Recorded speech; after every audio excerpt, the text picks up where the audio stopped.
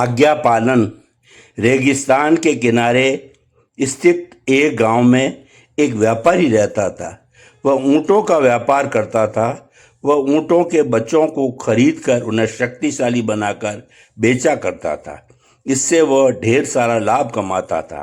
व्यापारी ऊँटों को पास के जंगल में घास चराने के लिए भेज देता था, जिससे उनके चारे का खर्च बचता था। उनमें से एक ऊँट का बच्चा बहुत शैतान था। उसकी हरकतें पूरे समूह की चिंता का विषय था। वो प्राय समूह से दूर चलता था और इस कारण पीछे रह जाता था। बड़े ऊँट हरदम उसे समझाते थे, पर वह नहीं सुनता था। इसलिए उन सब ने उसकी परवाह करना छोड़ दिया।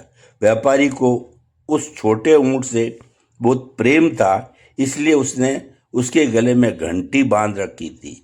जब भी वह सिर हिलाता तो उसकी घंटी बजती थी, जिससे उसकी चाल एवं स्थिति का पता चलता था।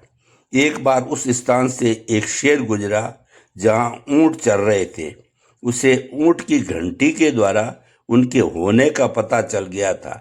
उसने फसल में से झांक कर देखा तो उसे ज्ञात हुआ कि ऊँट का बड़ा समूह है, लेकिन वह ऊँटों पर हमला नहीं कर सकता था, क्योंकि समूह में ऊँट उससे बलशाली थे।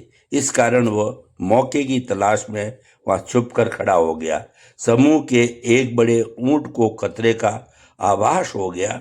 उसने समूह को गांव वापस चलने की चेतावनी दी और उन्हें पास पास चलने को कहा। ऊँटों ने एक मंडली बनाकर जंगल से बाहर निकलना प्रारंभ कर दिया। शेर ने मौके की तलाश में उनका पीछा करना शुरू कर दिया।